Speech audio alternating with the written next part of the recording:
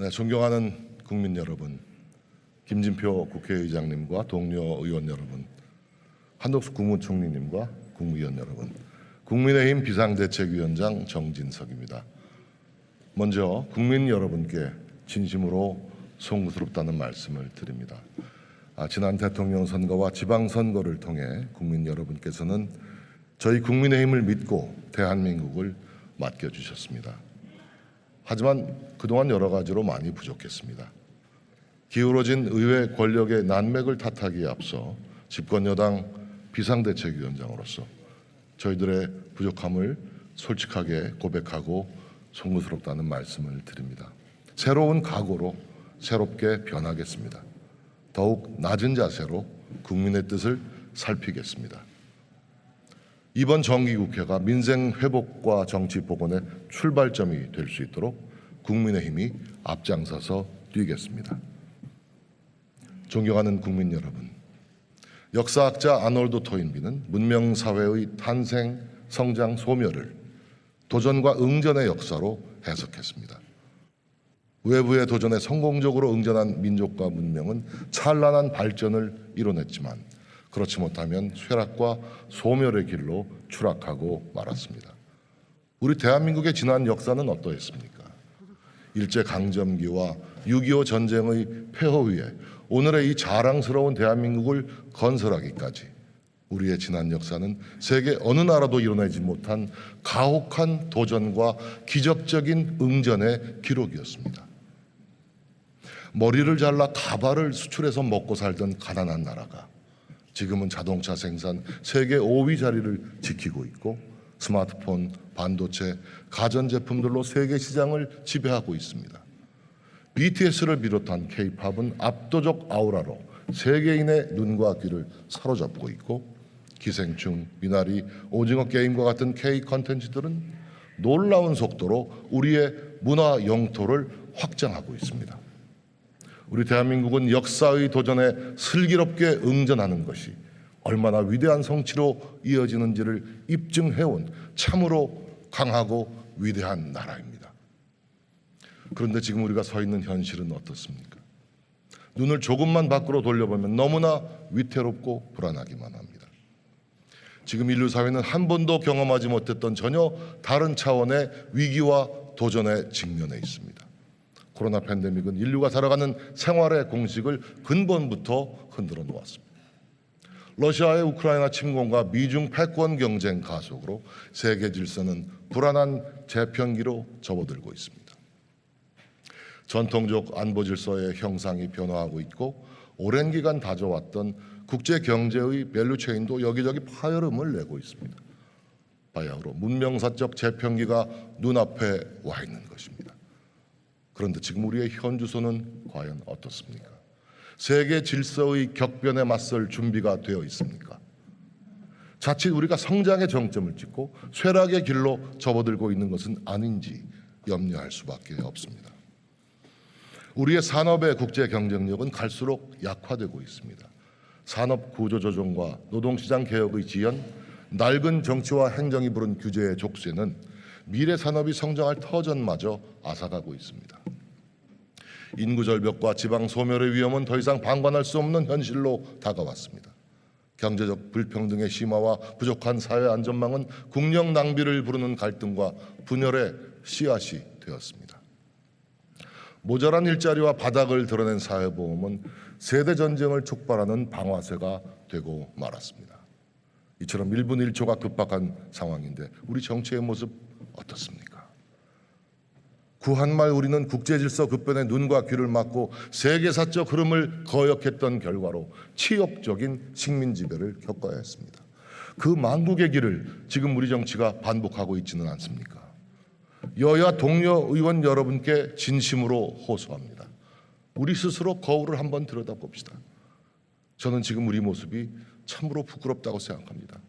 우리에게는 더 이상 지체할 시간이 없습니다. 세계 질서 재편이라는 거대한 도전에 맞서서 대한민국을 새로운 응전 체제로 대전환해야 합니다. 새 정부 첫 정기국회부터 우리끼리의 전쟁터로 만든다면 외부의 도전에 맞설 제대로 된 응전태세를 갖출 수 없다고 생각합니다. 이번 정기국회를 세계사적 도전에 맞서는 대한민국의 첫 응전대책회의로 만듭시다. 저는 그것이 지금 우리에게 주어진 국민의 준엄한 명령이라고 믿습니다.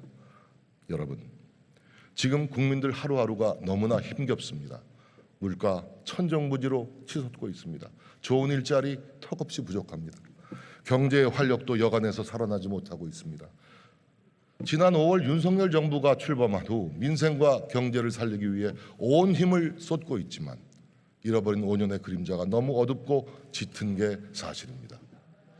무엇보다 지난 문재인 정부 5년 동안은 과도하게 늘려놓은 규제와 세금으로 민간의 활력이 크게 떨어져 있습니다. 2011년부터 2016년까지 민간 부문의 성장 기여율은 79.1%에 달했는데 문재인 정부 5년 동안 58.7%로 급락하고 말았습니다.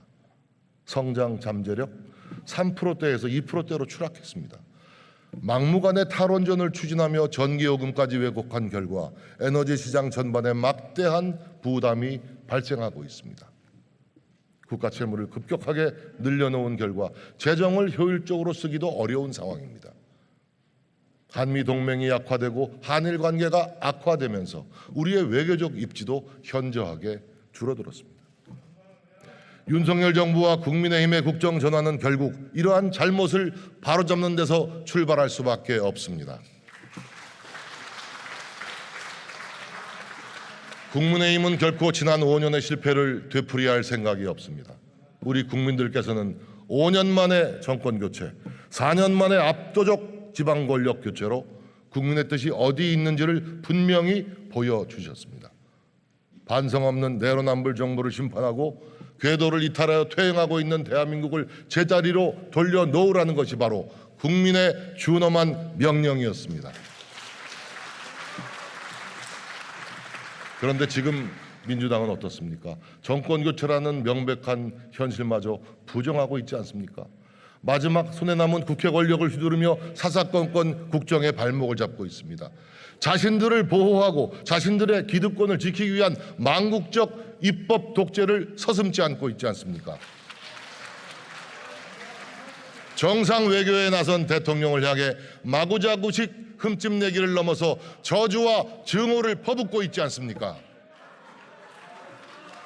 여전히 죽창가를 높이 부르며 국민들의 반일 감정을 선동하고 있습니다. 혼밥 외교에 순방 기자단 폭행까지 당했던 지난 정부의 외교 참사는 까맣게 잊고 터무니없는 외교부 장관 퇴임 건의안까지 내놓았습니다. 나라의 미래는 아랑곳하지 않는 제3국가에서도 제3세계 국가들에서도 찾아볼 수 없는 무책임한 국익 자해 행위입니다. 지난 정부가 이명박 정부, 박근혜 정부의 잘못에 대해 얼마나 가혹했는지 국민들 모두 기억하고 있습니다. 그랬던 민주당이 지금은 검수완박에 감사완박까지 밀어붙이면서 자신들의 적폐를 덮는 일에 골몰하고 있습니다. 정치의 사법화보다 훨씬 더 나쁜 사법의 정치화로 삼권 분립을 무너뜨리고 대한민국의 헌법과 자유민주주의 기본 질서에 도전하고 있는 것입니다.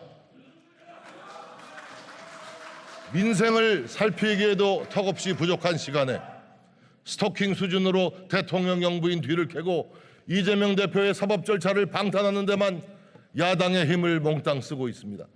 제가 기억하는 과거의 민주당은 결코 이런 모습이 아니었습니다. 1998년 김대중 대통령은 지지층의 거센 반대에도 불구하고 일본 대중문화 개방이라는 용단을 내렸습니다. 이는 노무현 대통령 시절에도 계속 이어져서 좀 들어보세요. 2004년에는 서울 장충체육관과 부산 사직체육관에서 일본의 국기인 스모 경기가 펼쳐지기도 했습니다. 그때도 진보 진영은 반일 감정을 부추기며 우리 문화가 일본에 잠식될 것이라고 주장했습니다. 하지만 24년이 지난 지금 오히려 K-팝, K-드라마를 비롯한 우리 대중문화가 일본을 뒤덮고 있습니다. 이틀 전 일본 아베 전 총리 국장을 마친 후 아베 전 총리 부인 아키에 여사는 한덕수 총리가 위로의 뜻을 전하자 또렷한 한국말로 한국에 가고 싶습니다 라고 말했습니다. 우리 문화가 그만큼 깊숙이 일본에 들어가 있는 것입니다. 노무현 대통령은 진보단체들의 극렬한 반발에도 과감하게 한미 FTA를 추진했고 이라크 파병, 제주 해군기지 건설을 이르기까지 국익을 위한 지도자의 용기 있는 결단을 보여주었습니다. 김대중 대통령은 임기 동안 세 아들을 모두 검찰 조사를 받았지만 단 한 번도 사법을 정치의 영역에 끌어들이지 않았습니다. 지금 민주당을 보시면서 김대중 대통령, 노무현 대통령께서 과연 무슨 생각을 하시겠습니까? 민주당 의원님 여러분, 가슴에 손을 얹고 한번 생각해 보십시오.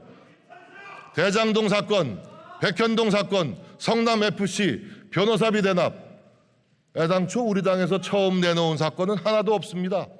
이 모두가 민주당의 당내 경선 과정에서 제기됐던 문제들이고 거대한 권력 카르텔에 의해 벌어진 사건들입니다.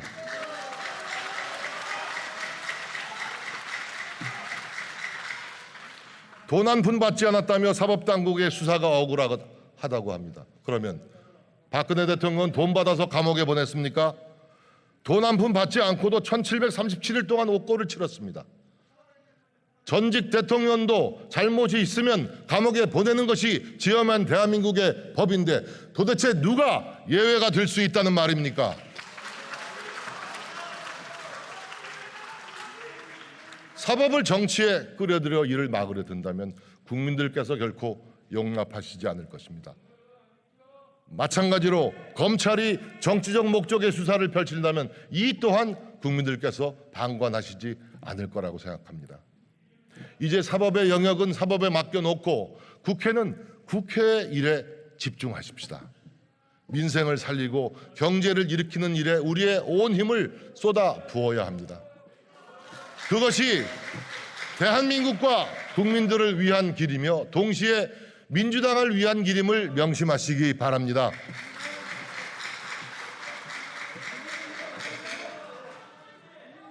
존경하는 국민 여러분, 윤석열 정부의 지난 143일은 민주당의 끊임없는 회방과 어깃장 속에서도 국민의 삶을 챙기며 과거의 비정상을 바로잡는 치열한 분투의 시간이었습니다. 정부 출범 이후 민생 안정 대책만 9차례 발표했고 대통령이 직접 현장에서 주재하는 비상경제 민생회의를 7월 이후에만 8차례 열었습니다. 코로나로 피해를 입은 소상공인 지원을 위해 추경 예산을 긴급 편성해서 25조 원에 달하는 손실보상금 등을 지급했습니다. 긴급 생활안정지원금, 긴급복지 에너지 바우처 등 취약계층 생계 지원에도 온 힘을 쏟았고 월세, 세액, 공제 상향, 학자금 금리 동결 등 생계비 부담 완화 조치도 적극적으로 펼쳐왔습니다. 국제 유가의 급등에 대응하여 유류세율을 법정 최대 한도 37%까지 인하하고 화물차 등 유가 연동 보조금 기준 단가도 인하했습니다. 식용유 등 식품 원료 할당 관세 물량을 확대하고 김치, 장류에 대한 부가가치세 면제 등 식탁 물가 맞추기에도 세심한 노력을 기울여 왔습니다. 역대 최대 수준의 추석 성수품 공급과 할인 쿠폰 지원을 통해 명절 장바구니 물가를 관리하는 데 힘썼습니다. 하지만 물가는 여전히 계속 오르고 있습니다. 글로벌 경기 부진과 국제적인 원자재 수급난의 영향이 크지만 민생에 무한 책임을 져야 하는 집권 여당으로서 진심으로 송구스럽게 생각합니다. 하지만 우리나라 물가 상승률은 지난 8월 5.7%로 미국 8.3%, 영국 9.9%, 유로 지역 9.1% 등 주요 선진국들에 비해 상대적으로 낮은 수준을 유지하고 있습니다. 앞으로 정부와 당이 더욱 실효적인 대책을 세워서 국민 여러분들의 생계비 부담을 확실하게 덜어드리겠습니다. 지난 25일 국민의힘과 윤석열 정부는 제4차 고위당정협의회를 열어서 총 40만 톤 규모의 45만 톤 규모의 쌀 시장 격리를 실시하는 수학기 쌀 수급 대책을 내놓았습니다. 2017년보다 더 빠르고 더 큰 규모의 역대급 수학기 대책입니다. 복지 정책의 틀도 올바른 방향으로 바꿔나가고 있습니다.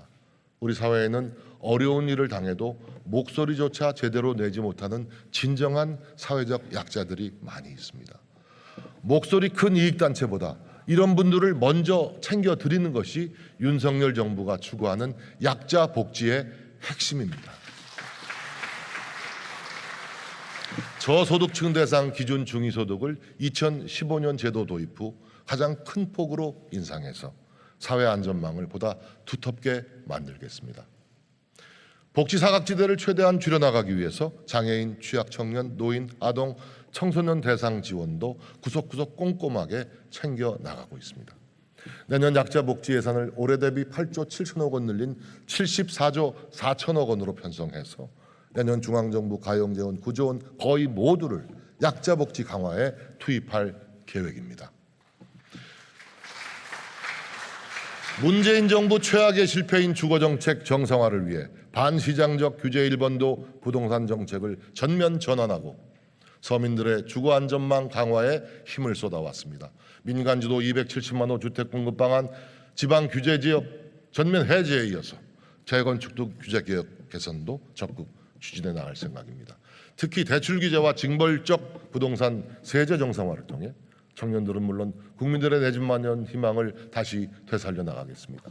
주거급여 대상 확대, 공공임대료 및 기금대출 금리 동결 등 임차인 부담 경감 정책을 시행하고 있고 상생임대인 등에 대한 인센티브 확대, 전세 사기 엄단 등을 통해서 주거 안전망 더 두텁고 더 촘촘하게 구축하겠습니다. 대한민국 외교도 근본부터 튼튼하게 바로 세우고 있습니다. 정부 출범 후 벌써 4차례나 한미 정상이 만났을 정도로 한미 동맹을 신속하게 재건하였습니다. 한미 연합군사훈련을 정상화하고 한미 고위급 확장 억제 전략협의체를 정례화한 것도 든든한 한미 동맹 재건의 현실을 잘 보여주고 있습니다. 또한 33개월 만에 한일 정상 단독 회동으로 냉전 상태의 한일 관계를 해빙시키는 첫 단추를 끼웠습니다. 문재인 정부가 남겨놓은 한일 관계의 뇌관을 윤석열 정부가 조심스럽게 제거해 나가는 폭탄 처리반 역할을 수행하고 있다고 해도 과언이 아닐 것입니다. 김포 하네다 운항이 재개되었습니다. 코로나 격리 면제와 비자 면제 조치가 복원되는 등 한일 관계는 이미 양국의 미래 세대의 눈높이를 쫓아가며 교류 확대의 길로 접어들었습니다. 저는 이 또한 정상 궤도에서 벗어난 대한민국을 정상화의 길로 되돌리는 노력 가운데 하나라고 믿습니다. 상호 존중의 한중 관계를 발전시켜 나가는 한편 문재인 정부의 친중 굴욕 외교를 바로잡기 위해 사드 배치 등 안보 주권은 결코 타협의 대상이 될 수 없음을 대내외에 천명하였습니다. 국민의 안전과 생명을 지키는 안보에 관한 한 한치의 흔들림 없이 우리의 원칙과 기준을 끝까지 지켜낼 것입니다. 순방 외교를 통한 원전 및 방산 수출, 기업 투자 유치도 역대 어느 정부보다 알찬 성과를 거두고 있습니다. 바로 지난 미국 순방을 통해 반도체, 전기차 등 첨단 산업 분야 7개 글로벌 기업으로부터 총 11억 5천만 달러, 약 1조 6천억 원의 투자를 유치해냈습니다. 이는 2002년 이후 대통령 순방에서 유치한 신고 금액으로는 역대 최고 규모입니다. 미국 벤처캐피털 3개사와 2억 2천만 달러 규모의 한미 글로벌 벤처 펀드 MOU를 체결했고 40여 개 우수 스타트업 대상으로 투자 설명회를 열어서 총 1억 달러 규모의 투자 유치도 기대되고 있습니다. 지난 7월 나토 정상회의에서는 방산 수출의 새로운 지평을 열었습니다. 우리 방산 기업들이 폴란드와 K2전차, K9 자주포, FA-50 경공격기 등 사상 최대 규모의 무기 수출을 달성해냈습니다. 지난 8월 호주와의 양국 국방부 장관 회담을 통해 K9 자주포 현지 생산 등 방산 협력을 확대하기로 했습니다. 호주 장갑차 수출과 노르웨이 K2 전차 수출도 추진 중에 있습니다. 원전 산업을 강력한 수출 산업으로 육성하기 위해 나토 정상회의 등에서 적극적인 세일즈 외교를 펼쳐왔고 빠른 시일 내에 가시적 성과를 기대하고 있습니다.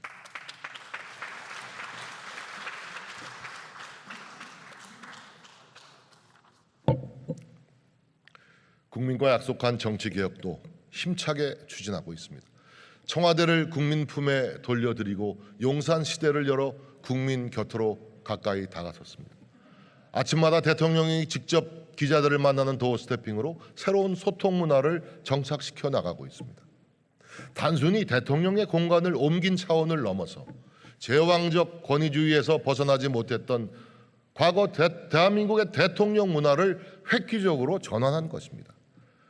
대통령실을 과감하게 축소하고 민정수석실을 폐지해서 권력의 잘못된 집중도 막아나가고 있습니다. 추석 전후에 대통령 비서실의 대대적인 인사 개편을 통해서 조금이라도 문제가 생기면 신속하게 고쳐나가겠다는 대통령의 강력한 의지도 보여주었습니다. 그런데 지금 대한민국에서는 있어서도 안 되고 있을 수도 없는 일이 벌어지고 있습니다. 누구보다 공정하고 객관적이어야 할 언론이 가짜 뉴스로 대통령을 흠집내고 국익을 훼손하는 일에 앞장서고 있습니다. 대통령은 치열한 외교 전쟁터에서 나라의 미래를 걸고 분투하고 있는데 다른 나라도 아닌 우리나라 언론사가 국기문란 보도를 자행하고 있지 않습니까? MBC는 대통령이 하지도 않은 발언을 한 것처럼 자막을 조작하여 방송하고 자신들의 조작 보도를 근거로 미국 백악관에 이메일까지 보내고 백악관의 답변마저 또다시 왜곡해서 내보내며 한미동맹을 훼손하려 시도하고 있지 않습니까? 대한민국 언론이 맞는지 묻고 싶습니다. 저 역시 오랫동안 언론에 몸을 담았지만 언론의 기본 윤리와 애국심마저 내팽겨친 망국적 행태가 아닐 수 없습니다. 지금이라도 MBC는 잘못된 보도를 바로잡고 국민 앞에 섰고 대조해야 합니다. 대통령 발언에 없는 미국을 괄호까지 넣어 추가하고 아무리 들어도 찾을 길 없는 바이든을 자막으로 넣은 경위를 명명백백히 밝혀주시기 바랍니다. 책임자를 찾아 엄중히 처벌하고 이러한 사태가 재발하지 않도록 언론 윤리를 새롭게 세울 대책을 내놓아야 할 것입니다. 만약 스스로 잘못을 바로잡지 못한다면 정치적, 사법적 책임을 져야 하는 것은 물론 국민적 심판을 면하기 어려울 것입니다.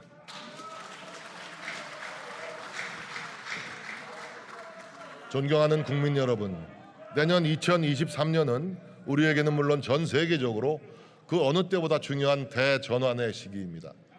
특히 포스트 코로나 시대가 본격 시작되면서 어느 나라가 새로운 질서의 주도자가 될 것인지, 어느 나라가 새로운 시장을 선도적으로 개척해낼 것인지 국가의 운명을 건 쟁탈전이 벌어지게 될 것입니다. 고물가, 고금리, 고환율의 삼고 비상 속에 언제 닥쳐올지 모를 퍼펙트 스톰에도 대비해야 합니다. 국민의힘과 윤석열 정부는 치밀한 준비와 과감한 개혁으로 포스트 코로나 시대를 선도해 나가겠습니다. 첫째, 경제는 강하게 만들겠습니다. 지난 정부 5년 우리 경제의 펀더멘털이 너무나 허약해졌습니다. 기업은 활력을 잃고 돈이 되는 기업은 해외로 탈출하면서 투자도 일자리도 모두 사라져가고 있습니다. 경제의 체질을 개선하고 경제 시스템을 대전환해서 펀더멘털이 튼튼한 강한 경제로 나아가야 합니다. 국민의힘과 윤석열 정부는 민간이 주도하고 정부가 지원하는 경제의 기본 원칙을 철저하게 지켜나갈 것입니다. 무엇보다 재정의 역할을 재정립하겠습니다. 지난 정부의 무분별한 확장적 재정 운용은 재정 건전성을 위협할 뿐만 아니라 시장을 왜곡하고 민간의 활력과 경쟁력을 떨어뜨리는 치명적 오류를 키워왔습니다. 이처럼 자신들의 잘못으로 재정 적자가 심각한 상황인데도 여전히 민주당은 빚을 더 내서 돈을 뿌릴 궁리만 하고 있습니다. 재원 마련 대책도 없이 인기에 편승한 포퓰리즘 정책이 만연한다면 대한민국은 재정 파탄, 국가 부도의 위기로 내몰릴지도 모릅니다. 돈을 벌 방법은 생각하지 않고 돈을 쓸 생각만 하는 무책임한 정책 결코 국민들의 동의를 받을 수 없을 것입니다.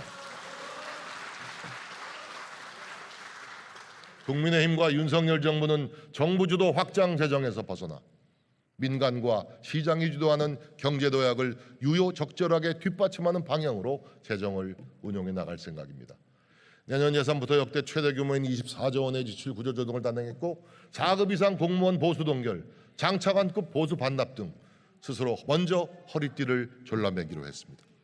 앞으로 재정준칙 법제화, 예비 타당성 면제 요건 강화 등을 통해서 임기 말 국가 채무 비율을 50% 중반으로 억제할 것입니다.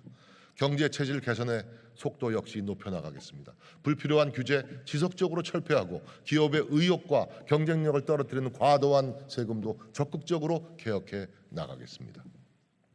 둘째, 복지는 두텁게 만들겠습니다. 말씀드린 바와 같이 윤석열 정부 복지의 핵심은 약자 복지입니다. 현금 복지는 일할 능력이 없거나 아무리 일해도 충분한 소득을 얻을 수 없는 취약계층을 중심으로 내실화할 계획입니다.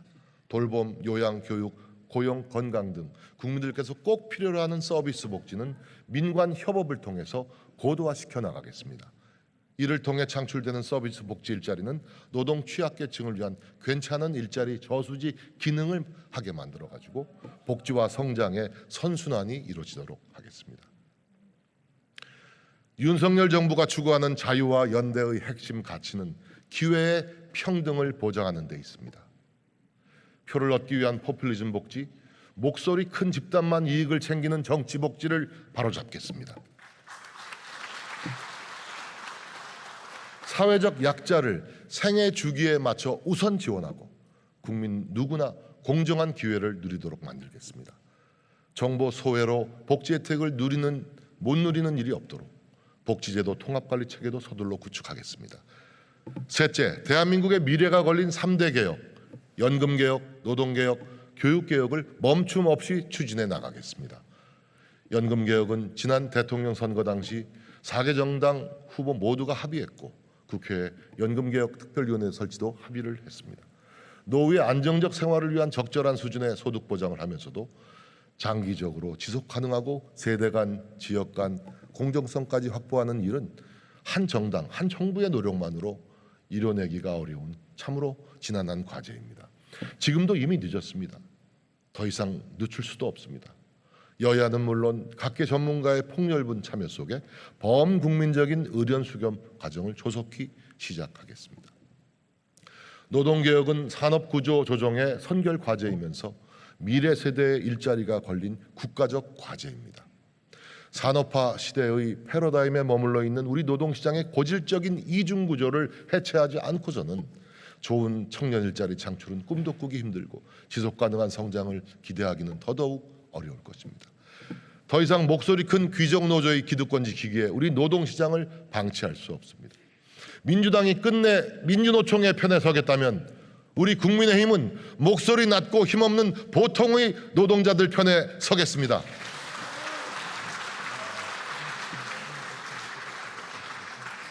이미 정부는 노동시장 개혁 작업에 착수했고 전문가들의 지혜와 이해 당사자들의 의견을 모아 합리적 대안을 마련해 나갈 계획입니다.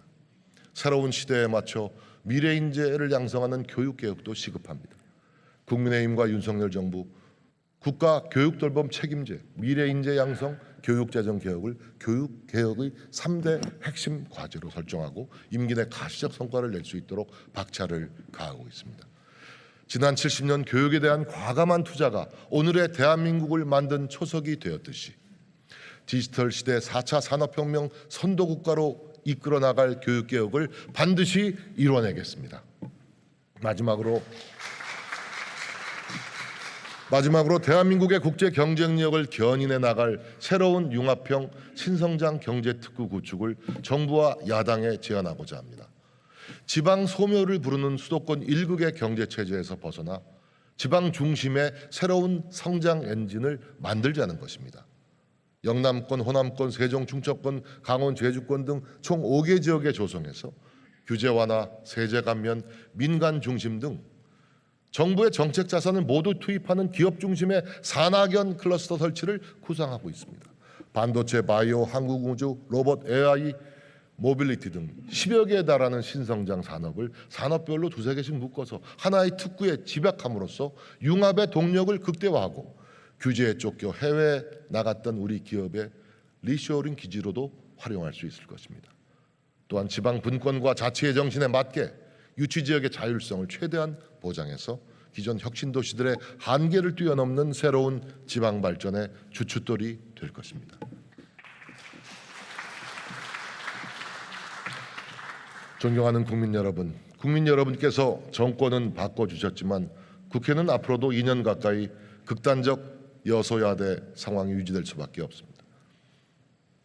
정부와 여당이 아무리 일하고 싶어도 야당과의 협치 없이는 제대로 할 수 없는 상황입니다. 존경하는 김진표 국회의장님께서 지난 8월 19일 윤석열 대통령 초청 만찬에서 국회 중진협의회 구성을 제안해 주셨습니다. 저는 하루라도 빨리 이 협의체를 구성해서 여야가 머리를 맞대기를 바랍니다.